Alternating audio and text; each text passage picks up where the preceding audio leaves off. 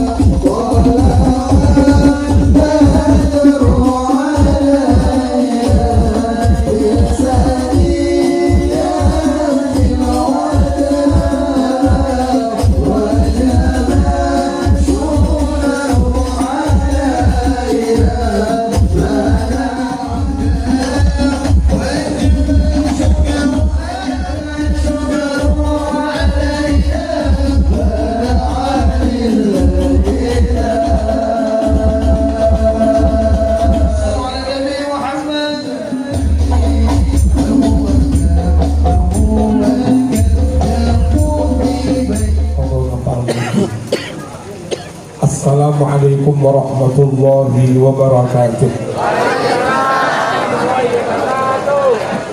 Bismillah, alhamdulillah, wassalatu wassalamu ala rasulillah Sayyidina Muhammad ibn Abdullah wa ala alihi wa sahbihi.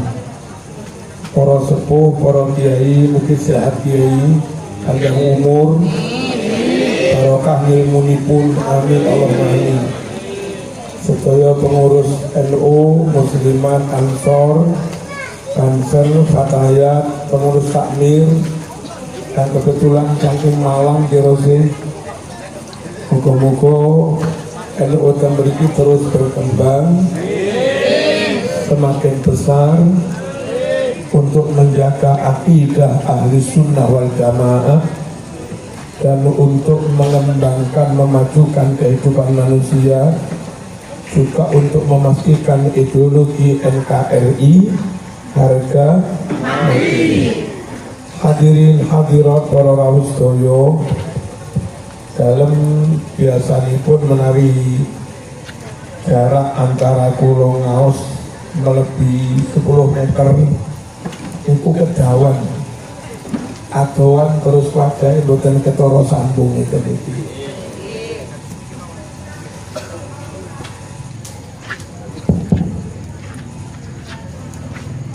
Barangkali suatu saat ngaos kali kula malih jarak antara panggung kali kursi pertama niku mentok 3-4 meter.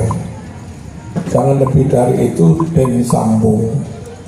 Hadirin rahimakumullah, mengapa kita harus NU? Mungkin 1-2 dari panjenengan boten NU, tapi boten salah memahami.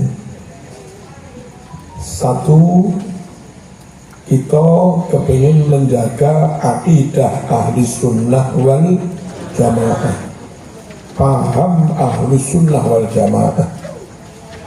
Mengapa kebanyakan organisasi Islam di luar NU itu hanya menulis organisasi Islam, tidak tegas menyatakan ahlu sunnah wal jamaah.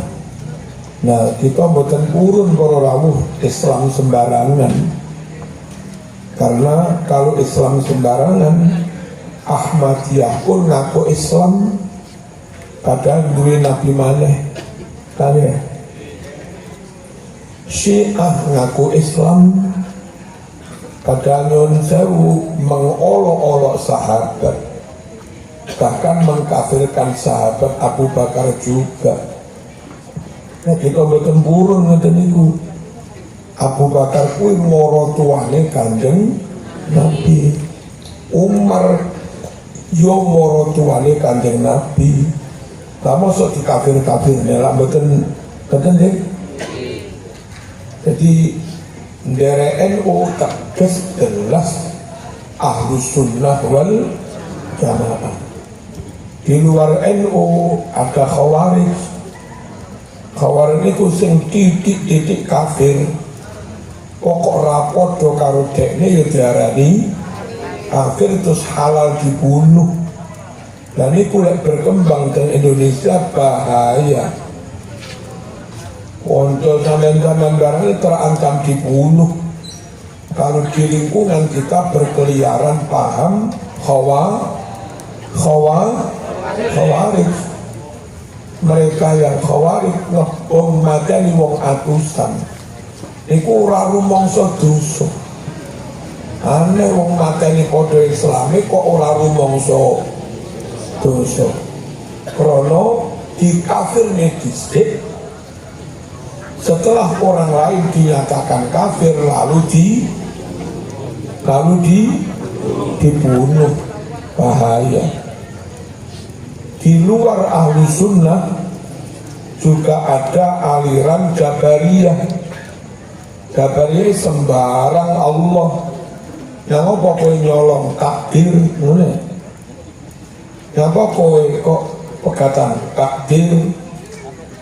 Nyawa kowe kok ngerampok takdir, nyawa kowe zina takdir, ngono kowe apa gak ada lu dikamplengi kalau sing dimasuki mahfud gak ana wong nglakoni elek-elek sembarang jarene takdir dikongkon nyekel kamplengi.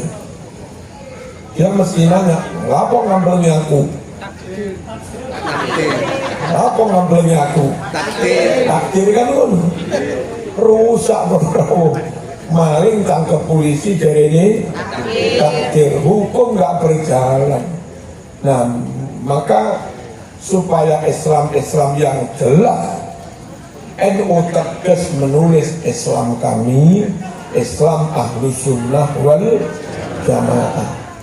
Secara umum derek madhab Syafi'i, akidahnya dari Imam Asy'ari, Imam Maturidi. Wiridnya, thariqahnya Notoati, Resiyati.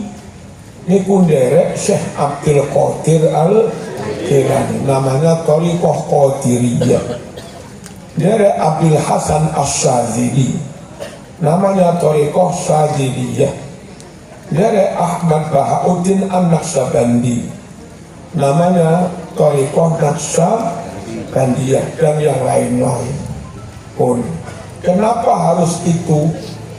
Kenapa harus Ahlus Sunnah wal Jamaah? Satu, Quran merintah wa ma atakumur rasul fakhudhuh. Ajaran apapun yang disampaikan Rasul padamu, terima semua. Pendek kata, berdasar ayat Quran ini haram menolak hadis, haram menolak sunnah kalau itu sahih. Quran dawuh fakhudhuh wa ma utawi ajaran nopo mawon atakum kangus menyampaikan kepadamu sapa ar-rasul fakhudhuh, maka ambil semua. Bahasa Inggrisnya ajaran apa baik seababa asar Rasul sallallahu alaihi wasallam, maka ya torek kalah kebi, maka ya torek kalah kebi. Ambil semua. Nah, golongan di luar Ahlus Sunnah wal Jamaah pasti ada hadis sahih yang mereka tolak, dan ini melanggar ayat niki. Syiah itu hanya menerima hadis kalau riwayat Ahlul Bait. Ribuan hadis di Sahih Bukhari Muslim itu ditolak oleh Syiah karena bukan riwayat Ahlul Bait, tapi riwayatnya para sahabat. Padahal Nabi kemana-mana yang ikuti sahabat, yang mencatat Quran sahabat, yang mendengarkan hadis juga sahabat, yang ikut Jumatan krungu khutbah Nabi ya sahabat. Kalau sahabat setiap hari dengar, menerima, meriwayatkan dawuh-dawuh Nabi, lalu Syiah menolak hadis sahabat, berapa puluh ribu hadis yang harus ditolak oleh golongan Syiah. NU ngeten iki mboten mau. Kenapa? Perintah Quran fakhudhu, ambil semua. Sementara Syiah separuh aja nggak ada ngambil sunnah. Bahaya mboten ngeten iki. Bahaya mana? Ingkar sunnah. Meskipun ya nggak 100%. Lalu Khawarij itu sebaliknya. Kalau Syiah menolak sahabat, Khawarij menerima sahabat, menolak Ahlul Bait. Di Bukhari Muslim ada 100 lebih hadis riwayat Ahlul Bait. Itu ditolak semua oleh golongan Khawarij. Wis padha dene para rawuh. Syiah enggak patuh ayat fakhudhu, ambil semua. Khawarij juga enggak patuh kepada ayat fakhudhu, ambil semua. Ahlus Sunnah wal Jamaah rumusnya baik riwayat Ahlul Bait, baik riwayat sahabat, pokok sahih ambil. Nah niki makanya NU Ahlus Sunnah wal Jamaah ben boten mokong kang ayat wau ngoten lho. Ada golongan sufi yang bulat, golongan sufi yang kelewat batas. Semua riwayat ambil semua meskipun doif. Semua riwayat ambil semua meskipun gak kena dipercaya. Ngeten iki mboten bener. Sebab Quran perintah fatabayyanu, kalau Anda dapat berita termasuk hadis, jangan langsung ditolak atau diterima. Konfirmasi dulu, cek dulu, telusuri kebenarannya. Apa ini apa? Klarifikasi. Jadi sikap kabeh tak terima pokok hadis kuwi salah. Wong Quran wong mengklarifikasi, kamu langsung terima tanpa klarifikasi, konfirmasi. Akhirnya riwayatnya nggak valid, akhirnya riwayatnya nggak akurat, nggak sahih. Ahlus Sunnah ya sahih ya lengkap, dengan punya prinsip terima semua. Ahlus Sunnah komprehensif lengkap. Tapi Ahlus Sunnah juga melakukan jarh wa ta'dil, melakukan penelitian, verifikasi, validasi riwayat ini benar apa enggak, sehingga pas dalam tengahnya itu juga Ahlus Sunnah sahih tapi lengkap tapi harus sahih, lengkap tapi nggak sahih Ahlus Sunnah nggak mau. Kepingin sahih tapi nggak lengkap Ahlus Sunnah juga nggak mau. NU Ahlus Sunnah wal Jamaah, Quran perintah ambil semua, NU ambil semua. Quran perintah lakukan klarifikasi, validasi, konfirmasi, NU juga melakukan itu untuk mendapatkan riwayat yang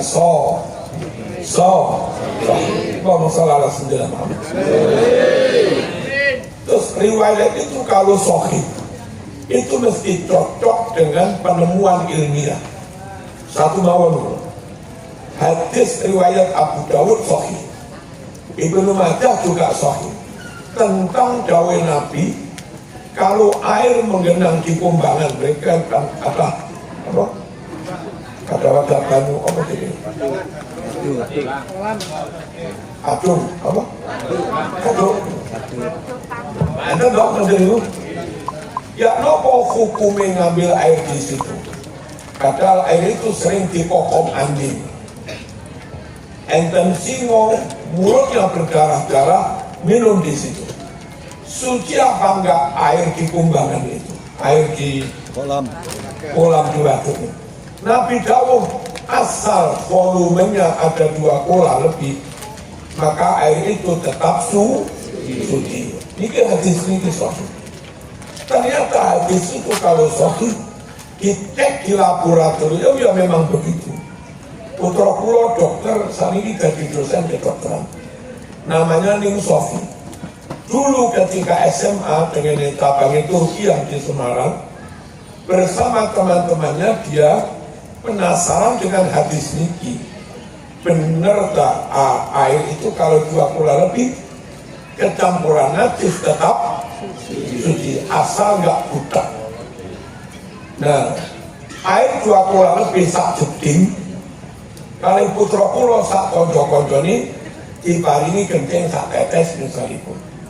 Lalu diambil sampel sak ciduk, dibawa ke lab, diberi cairan kimia supaya semua unsurnya berbisa untuk mengetahui zatnya itu apa saja.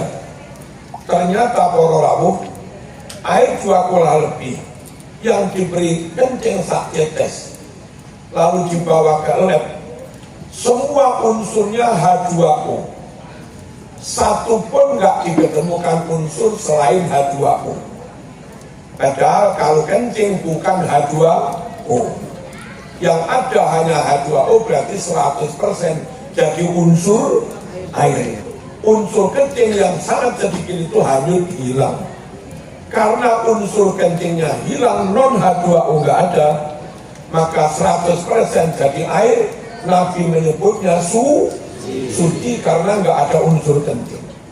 Kata anak saya, kalau 2 kolah kurang seember, diberi kencing sak tetes, lalu dibawa ke lab sak ciduk, diberi cairan kimia, dipisahkan unsurnya, itu masih diketemukan unsur kencing yang bukan H2O. Nah, karena unsur kencingnya masih ada, maka wajar Nabi menyebutnya kalau nggak ada 2 kolah kena najis, air itu menjadi najis. Kok ada unsurnya, kencingnya ada kok. Itu nih kalau maka di Ahlus Sunnah wal Jamaah hanya menerima riwayat yang sahih, yang dhaif badan puru. Paham kan ini? NU Ahlus Sunnah wal Jamaah. Nomor kali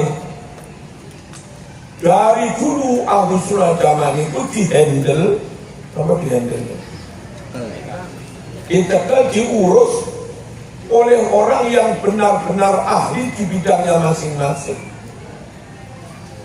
Di kalangan ahli sunnah itu yang ahli hadis ya ahli hadis tenanan. Koyo Imam Bukhari, Imam Muslim, niku ahli hadis top. Bahkan di luar ahli sunnah pun diakui hadis Bukhari, Muslim. Yang dia itu ahli sunnah. Bukhari bermadhab Syafi'i, Muslim juga bermadhab Syafi'i, ahlu sunnah wal jamaah.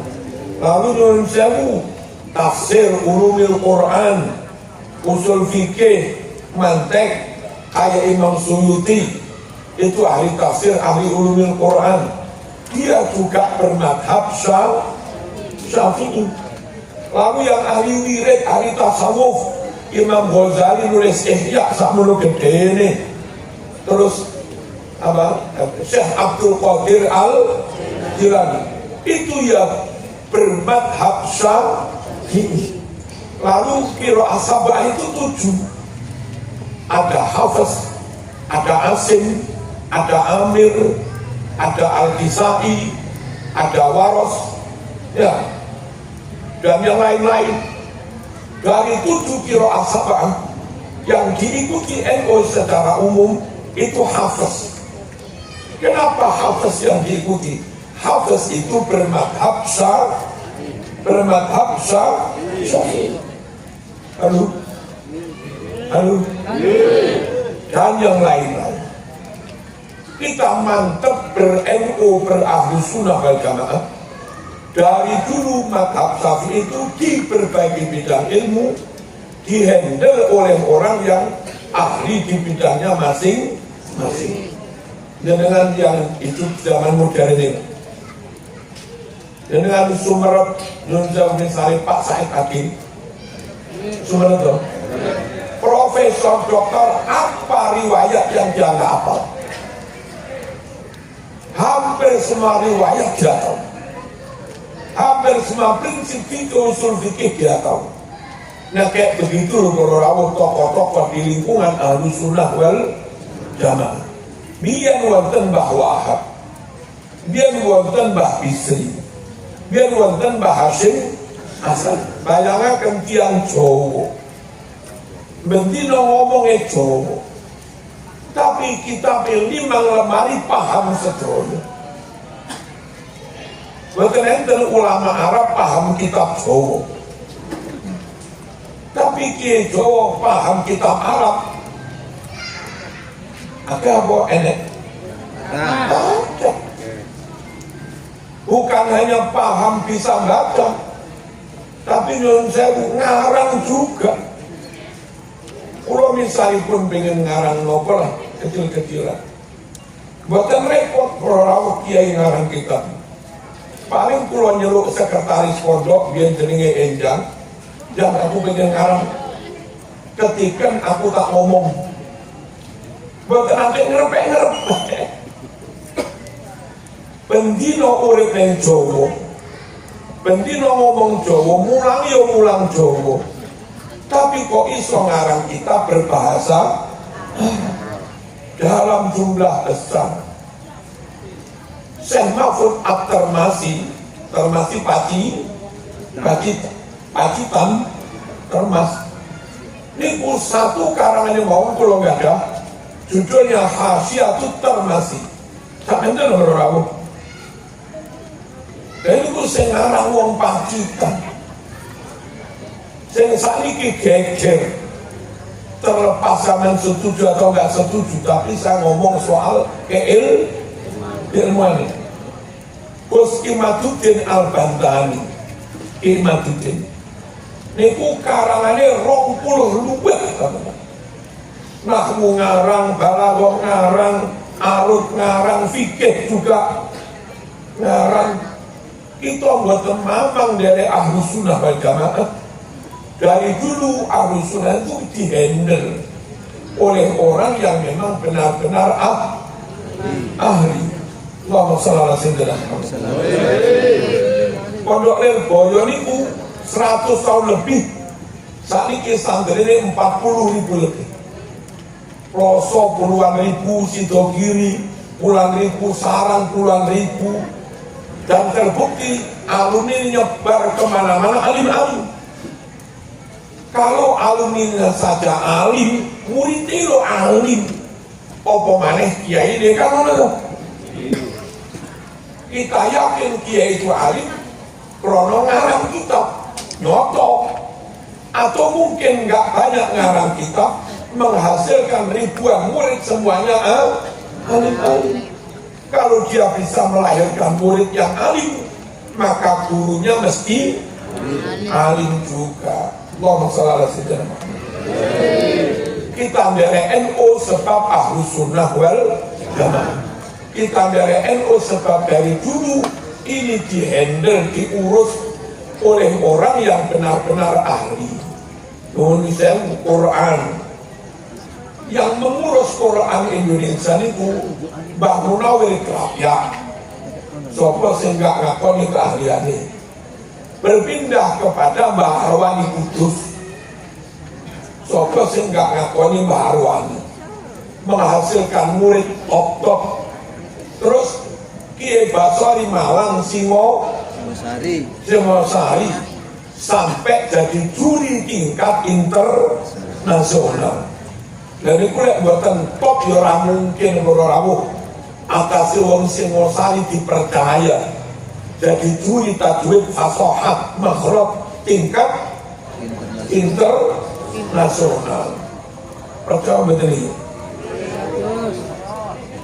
Nomor 3 para rawuh, nyuwun sewu, pola pengajaran di NU khususnya di pondok tidak memungkinkan kiai goroh, tidak memungkinkan kiai yang palsu-palsu, sebab modelnya depan langsung, sorokan langsung, kiai ini nyekel kitab, santri ini nyekel kitab. Pulau mucal Sahih Muslim, pulau nyemak kitab, santri ini yang nyekel kitab.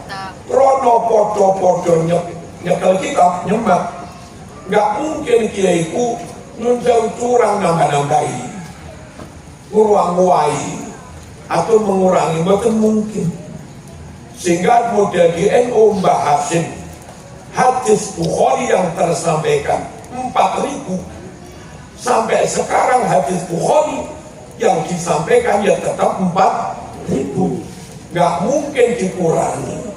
Menurut yang tidak model pondokan ikut pemerintah, lalu pemerintah menunjuk menteri agama, lalu menteri agama menunjuk tim kurikulum, bikin kurikulum. Kalau kurikulum agama itu kebetulan NU, maka hadis-hadis NU kunut wiridannya disampaikan. Kalau tim pembuat kurikulum kebetulan non-NU, maka hadis Bukhari tentang wirid hilangi, tentang Sayyidina ya dihilangi. Lalu tentang terawih 20 ya dihilangi.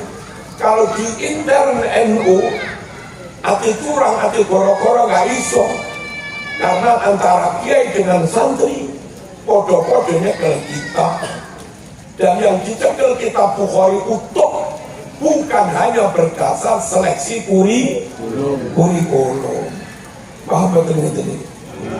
Allahumma shalli ala sayyidina Muhammad. Terus kader NU yang alumni pondok itu dapat ilmu itu lengkap para rawuh. Kalau banding-banding mawon, kalau ini dosen UIN juga. UIN Malang hadis 1, mata kuliah hadis 1 semester 1 itu diambil dari Bulughul Maram sekitar 50 sampai 60 hadis. Hadis 2 tentang muamalah juga diambil dari Bulughul Maram antara 50 sampai 60 hadis. Begitu juga hadis 3 plus syarahnya. Jadi arek akhirnya jadi SAG, sarjana agama S1, jurusan tarbiyah atau apalah, pernah ikut hadis 1, 2, 3. Itu tamat hadis sekitar 1 second hadis. Wes jadi SAG. Itu kalau nggak bolos. Cuti. Kalau nggak bolos lamun guyon ya jatah 1 second hadis itu mungkin hanya diterima separuh. Bandingkan pondok pundi mau modelnya buatan dipilih-pilih nonton iku ngaji Bulughul Maram itu ora kok hadis 1 sampe ora lek durung khatam durung leren itu teng pondok mengke hadis Riyadhus Shalihin yo mulai awal sampai khatam. Bukhari nggih ngoten mulai awal sampai khatam. Nah, teng pondok teng NU pondok kader tempat kawah untuk mengkader calon-calon kiai NU modele ngoten niku. Pun boten usah khawatir kali NU yang nyuwun sewu cara menyampaikan hadisnya ngono kuwi. Nggak akan ada hadis yang kesinsal, nggak akan ada hadis yang kelewat.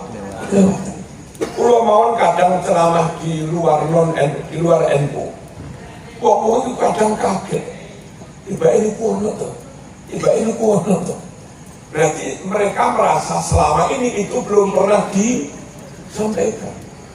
Contoh misalnya pun nyuwun sewu hadis Bukhari nomor 4377 itu kan keterangannya bubar jamaah Sahabat itu ambil tangannya Rasul, mereka usapkan ke wajah mereka. Kita nyebutnya cium tangan, sungkem. Macam itu yang dilakukan sahabat ketika bubar sholat. Dan kita di NU juga seperti itu. Nih. Tapi beberapa konco di luar NU haram katanya salaman, apalagi sungkem baca sholat itu katanya berarti benar-benar hadis itu nggak disampaikan kepada warga mereka. Contoh lagi, NU niku biasa saben acara mangan. Nggih. Pokoknya mangan nggih. Mari tahlilan mangan, mari yasinan mangan, khataman mangan, rapat takmir yo. Pokoknya mari acara mangan. Itu kadang dikritik. Pulak balik kok. Seakan-akan NU identik dengan makan-makan. NU menjawab, memang ada riwayatnya mas, memang ada hadisnya mas. Dan tugas kita tinggal meniru, mengamalkan semampunya. Kitab Benopo, tengene kitab Ar-Rasail As-Salafiyah, karangan Muhammad bin Ali bin Muhammad As-Syaukani, halaman 46. Kana sahabatur rasyidun, kana wus ono sapa sahabatu para sahabat ar-rasyidun juga para khulafaur rasyidin. Ya jatamiun iku padha kumpul fi buyutin ing dalam omah-omahe. Kaya kita nih rutinan dari rumah ke rumah. Yang sahabat menukui wa fi masajidihim, juga berkumpul di masjid-masjid. Yatanasatuna al-ash'ar, sambil bergantian melantunkan syair-syair. Coro kita tibaan apalah. Wa yatadzakaruna al-akhbar, saling bertukar informasi. Untung kuliah 7 menit. Wa bainahum nabiyuhum, dan Nabi hadir di antara mereka. Selesai acara wa ya'kulun wa yashrabun, makan minum, wa ya'kulun makan, wa yashrabun minum. Jadi kalau kita mari acara makan minum, emang sejak zaman Nabi mari acara yo makan minum. Lalu konco di luar kita, ketika riwayat ini kita sampaikan, pondok dari baik gumun, seakan-akan memang harus seperti itu. Di lingkungan mereka nggak disampaikan. Kadang ceramah bronzewu haram masak-masak di rumah duka, haram makan bareng kenduri di rumah duka. Ketika kita sampaikan hadis Bukhari 5417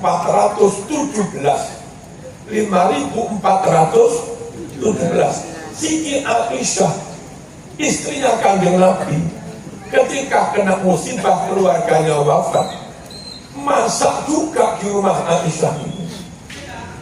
Setelah tamu-tamu banyak yang pulang, mayat sudah dimakamkan, tinggal tetangga, teman, sanak famili, mereka dijamu oleh Siti Aisyah. Nabi dawuh jamuan seperti ini, Jogja nyebutnya sortanah. Apa begitu nih? Sortanah ini mujimmatun li fuadil marid, iso membuat tenang hati orang yang habis panik kena musibah. Ini hadis Bukhari. Nyata Siti Aisyah, istrinya Nabi, masak di rumah duka, memberi makan kepada tamu di rumah duka, dan positif kata Nabi, iso membuat tenang hati orang yang susah. Tapi orang di luar kita ada yang ceramah haram masak di rumah duka, haram makan-makan bareng kenduri di rumah duka. Bagi kita yang awam, yang nggak sempat hatam Bukhari Muslim, sempat hatam begini, pengen sunai koyok Nabi, pengen 100% ngelampai sunai Nabi, tapi nyatanya nggak tahu hatam Bukhari Muslim. Bagaimana bisa mengamalkan sunnah Nabi? Bagaimana bisa meruh itu sunnah apa bid'ah? Lo ngaji hadis juga tahu. Kalaupun nanti didik mawon, gampang berawuh. Jangan keluar dari ahli sunnah wal jamaah. Pokok dari ahli sunnah jamaah pasti rumus tadi, nggak ada hadis yang dibuang dan nggak ada hadis palsu atau dhaif dan yang dipegang. Aman. Bagi yang awam paling aman dari ahli sunnah wal jamaah. Terungkas hadis yang kadang orang itu kaget, non sewu. Ternyata Nabi itu menghamili Siti Khadijah. Di hari bertepatan hari wafatnya Siti Khadijah, Nabi sembelih kambing, dimasak, dipotong kecil-kecil, disadaqakan yang tonggo-tonggo yang konco-konco yang Khadijah. Sambil Nabi bercerita sejarahnya Siti Khadijah. Itu namanya Haulah. Nih, itu Bukhari, itu Muslim. Bukhari Muslim Sahih juz 2 halaman 370. Sementara orang di luar itu mengharamkan haul, nganggap haul itu nggak ada dalil. Ada indikasi rupa-rupanya ada sunnah yang nggak disampaikan kepada umat. Kurang lurungkas. Allahumma shalli ala sayyidina Muhammad. Pitung dinonan itu juga dituduh hanya tradisi kejawen, bukan sunnah, bukan ajaran Islam. Padahal riwayatnya sahih, versi riwayat Atok sahih, versi riwayat Imam Tawus juga sahih. Yang versi riwayat Imam Tawus ada di kitab Ad-Dibaj. Apa kitab Ad-Dibaj itu? Syarahnya Sahih Muslim juz kali halaman 490 sahih.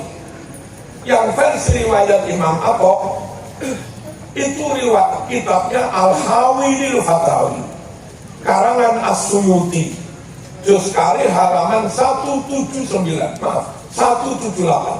juga tertulis sahih. Lek diterjemahnya wong mati ini pun selama 7 hari bakal menghadapi pertanyaan ujian dari mungkar nakir.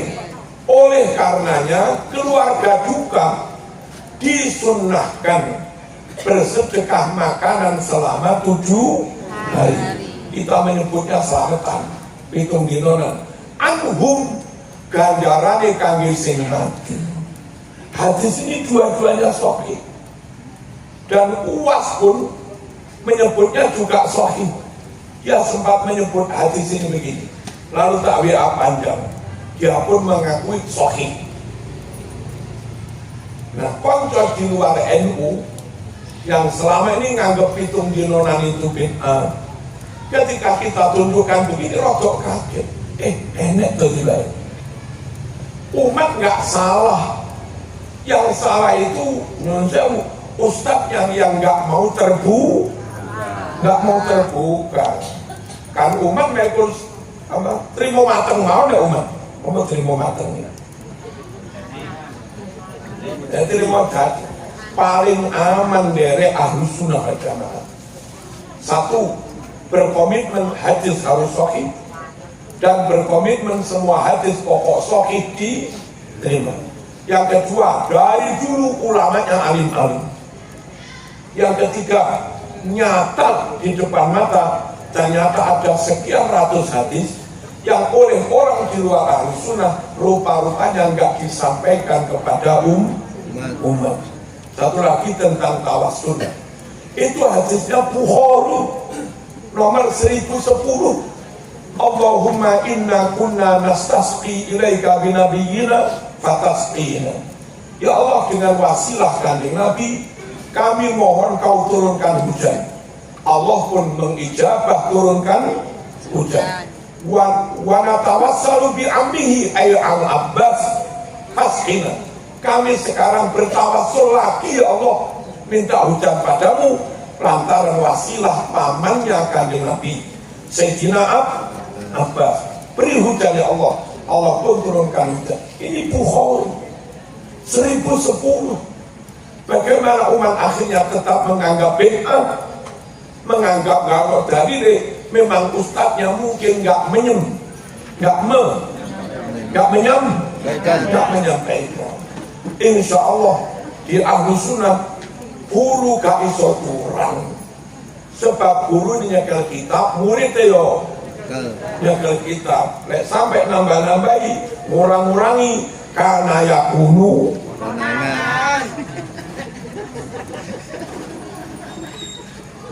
Kados kula ngeten iki. Kula ceramah langsung mboten nyemak kitab. Tapi arep nambah-nambah yo gak wani. Arep ngurang-ngurangi gak wani.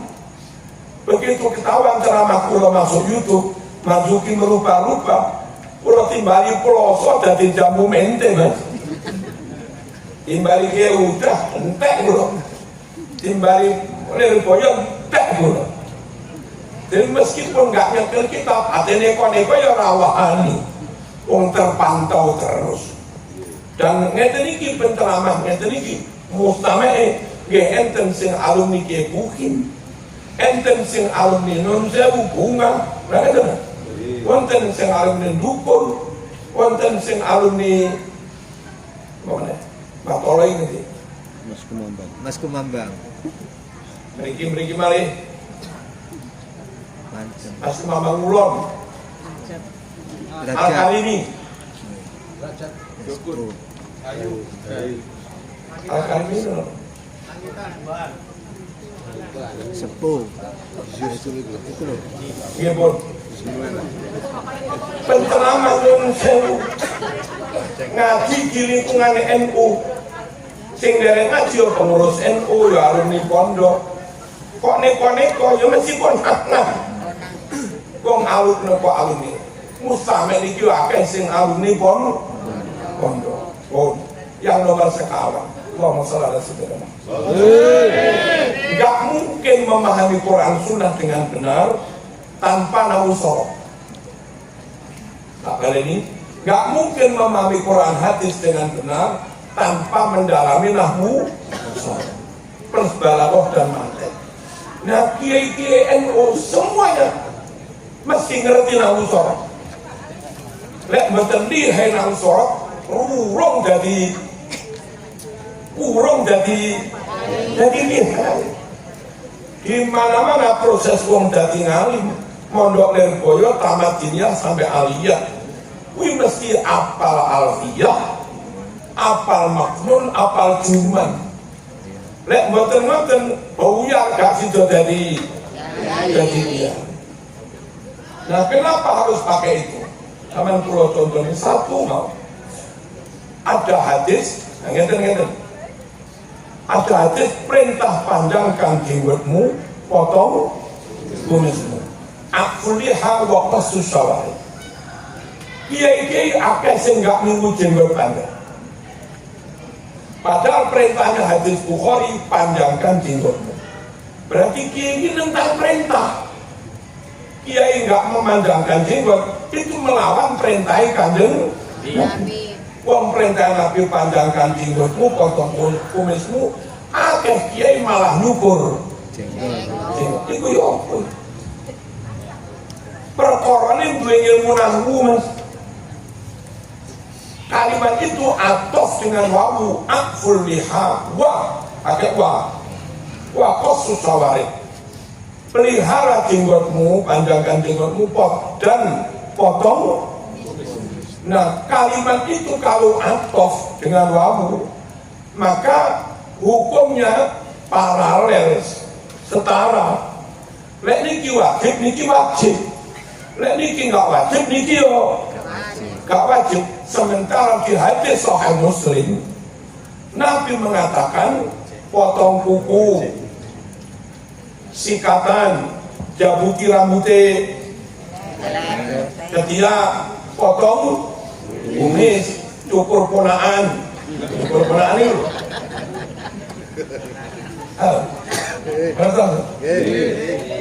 Itu bagian dari an-nadhafatu minal iman. Kalaupun baik nggak sampai wajib berawuh. Ngadai kuku mentok sunnah. Halo, potong kumis, jabut kelek mentok sunnah. Nah kalau ini sunnah nggak wajib, harusnya ini juga tidak wajib atau pakai wawu. Panjangkan jenggotmu dan potong kumismu. Kalau ini gimana wajib, kamu salah. Ini wajib, ini sunnah. Aneh wong atau kok ini wajib, ini sunnah. Dan kalau ini kau wajibkan, kamu salah. Sebab Nabi menyebut potong kumis itu hanya sunnah, nggak sampai wajib. Ini soal nahwu baru. Imam Syafi'i ditanya, apa hukumnya kuda? Wajib dizakati apa enggak ternak kuda itu? Quran enggak menyebut hukumnya kuda, hadis enggak menyebut hukumnya zakat kuda. Tapi hadis menyebut hukumnya zakat unta sapi, wajib di zakat. Hadis Bukhari nyebut himar keledai enggak wajib zakat. Nah sekarang kuda itu ikut mana? Kalau ikut sapi unta berarti kuda wajib zakat. Kalau diikutkan keledai himar berarti kuda nggak wajib zakat. Bagaimana menghukumi zakatnya kuda?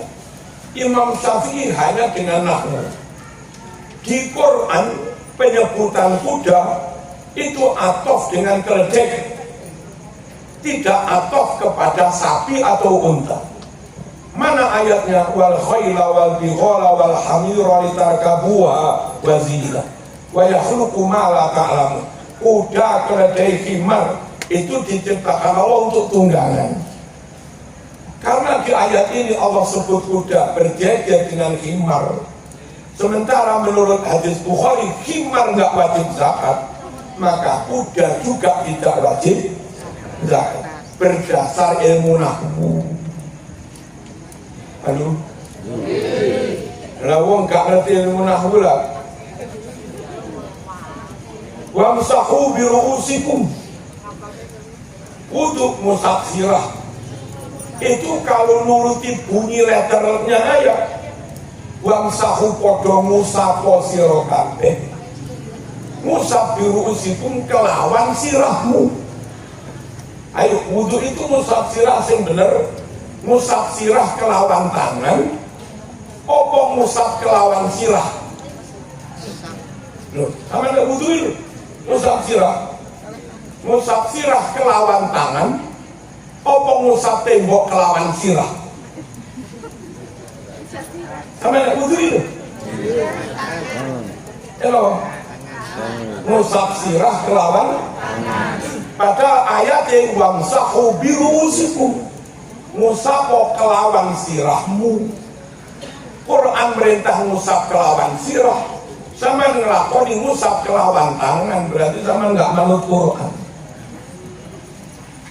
Ini selesai dengan nahwu. Menurut Alfiyah dalam konteks seperti ini bi maknanya min. Min itu sebagian, wamsahu biru'usikum maknanya usaplah sebab sebagian. Maka prakteknya Nabi di hadis Sahih Muslim ketika Nabi wudhu masaha binasiyatihi, Nabi cukup mengusap ubun-ubunnya, berarti cukup diusap sebagian, nggak harus semua. Nah dimaknai min karena kiai ngerti ilmu nahwu. Alfiyahnya bil basta'in wa ati awid al-siqi wa mislama wa min wa'an bi hadiki. Ada bi maknanya min, bi aslinya dengan, tapi konteks ini maknanya min apa? Sebagian. Nabi pun prakteknya juga sebagian. Nah, buat usah mamang dengan ahlu sunnah, kiai-kiai yang bimbing kita memahami Quran sunnah, mereka rata-rata lihai di bidang nahwu. sepenting apa, seurgen apa nausor ben nggak salah memahami ayat Quran atau sunnah. Yang terakhir, Allahumma shalli ala sayyidina Muhammad. Kiai semuanya bersanad sampai Nabi. Ahlus sunnah niki wau kula matur nderek madhab Syafi'i. Siapapun yang nyantol ke Syafi'i, otomatis ilmunya bersambung sampai Nabi. Imam Syafi'i punya 3 jalur sambungan sampai Nabi. 1, Imam Syafi'i berguru ke Imam Waqi', itu gurunya Syafi'i. Syaqautu ila Waqi'in. Imam Syafi'i berguru ke Imam Waqi', Imam Waqi' berguru pada Imam Hasan Basri, Hasan Basri berguru pada Abdullah bin Mas'ud, Abdullah niku sahabat berguru langsung teng Kanjeng Nabi. Marzuki dengan dari Syafi'i, nyantol Syafi'i Waqi', Imam Hasan Basri, Abdullah bin Mas'ud, Nabi. Imam Syafi'i berguru pada Imam Malik bin Anas, Malik bin Anas berguru pada Nafi', Nafi' berguru pada Abdullah bin Umar, anaknya Umar bin Khattab. Dia berguru tengene Kanjeng Nabi. Marzuki, Syafi'i, Malik, Nafi', Abdullah bin Umar, Kanjeng. Jalur ketiga, Imam Syafi'i berguru pada Syekh Abu Yusuf, muridnya Imam Abu Hanifah. Syekh Abu Yusuf berguru pada Imam Abu Hanifah. Abu Hanifah berguru pada Imam Ja'far Ahlul Bait. Imam Ja'far berguru pada abahnya Imam Bakir Ahlul Bait. Imam Bakir berguru pada abahnya Imam Ali Zainul Abidin Ahlul Bait. Imam Ali berguru pada abahnya Imam Husain, cucunya Kanjeng Nabi Ahlul Bait. Imam Husain otomatis dia nih sing mulang yo Kanjeng Nabi jangan berpindah kepada yang lain. Pokok tetap dari Ahlus Sunnah Jamaah nyantol ke Imam Syafi'i, otomatis ilmu yang kamu amalkan, ilmu sing ana urut-urutane ngantos Kanjeng Nabi. Itu loh pentingnya sanad. Kalau nggak harus pakai sanad, orang akan ngomong sakarpe. Saniki wong ngaji saenake dhewe. Mbahku iso memadamkan api neraka. Lah dalil endi Mas? Kitab endi Mas? Niki lho wong lek enggak gawe sanad, ngomong celometan sak karepe. Melok golong aku Mas, jamin masuk surga meskipun sampai mati maksiat terus. Sebab kakek aneh masih bisa tobat memintakan ampunan meskipun sudah mati. Ini oleh-oleh dibolehkan jauh tanpa berdasar sanad ilmu. Kiai engko mboten iso ngomong ngono. Kon Marzuki ngomong kitab endi mesti takoni kitab apa. Pokok blakrak ra oleh. Apa blakrak? Kita terus blakrak dalam omongan ini jenenge ngeda. Kakek kami sekali masuk kamar mandi hatam Quran ping 4. Nah karena di kamar mandi pirang jam. Kalau sekali hatam 5 jam, hatam ping 4 20 jam. Ning WC kok 20 jam lah karena ngetokne. Ngetokne apa sih? Dan lagi pula maca Quran yang gede hukumnya juga haram. Halo. Kakek aneh wali besar itu kalau keluar rumah ketemu perempuan cantik, maaf, diremas payudaranya. Wong bendino tahajud terus mesti jadi wali. Ben Senin Kemis poso enggak jamin jadi wali. Wiritan terus-terusan belum tentu jadi wali. Lagi gara-gara meremas ngono wong itu malah jadi wali. Iku dasar inti Mas. Halo. Halo. Enggak boleh ada yang marah. Jenengan marah kalau agama Nabi Muhammad diselewengkan. Kenapa nggih? dan nggak boleh marah kalau akidah yang keliru diluruskan dan balik sesuai dengan ajarannya Kanjeng Nabi. Allahumma sholli ala sayyidina Muhammad.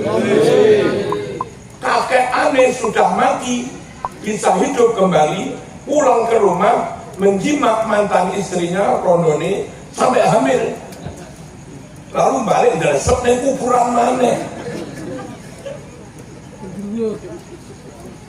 Terus ceramah kayak gini loh, ini oleh dibolehkan bebas berceramah tanpa ada dasar, tanpa sanad. Lagi NU di Ahlussunnah nggak bisa masak karbe utulik cewek, harus ada sanadnya, harus ada riwayat yang sahih. Tak dereng kula mandhap hadirin rahimakumullah.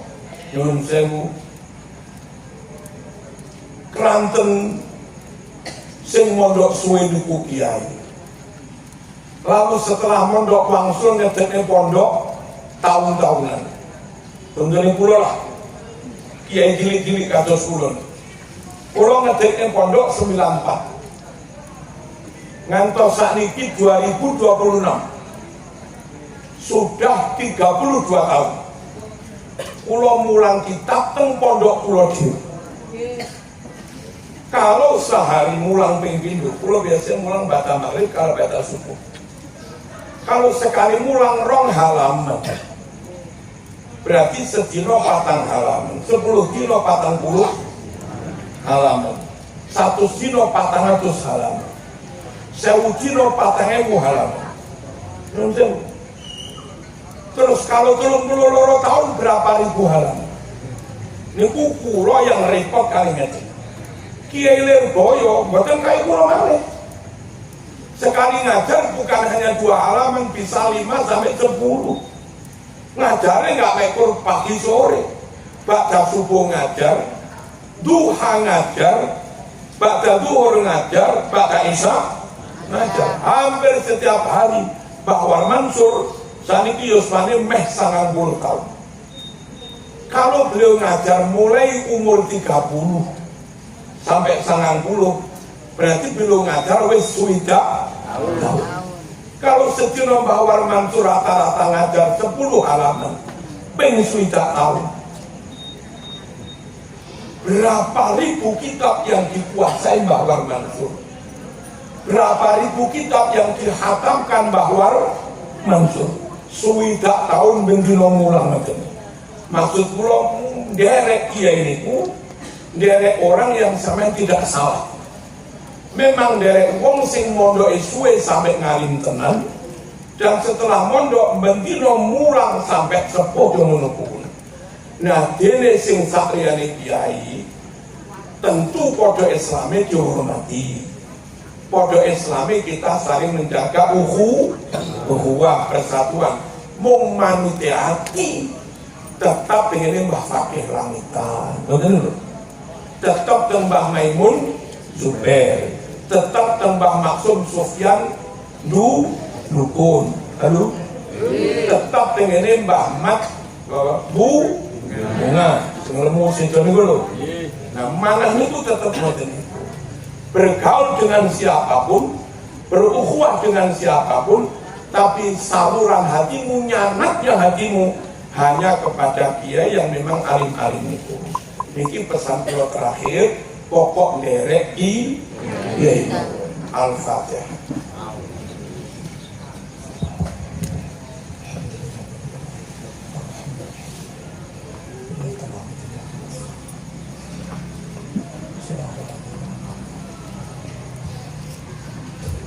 Alhamdulillahi Rabbil Alamin.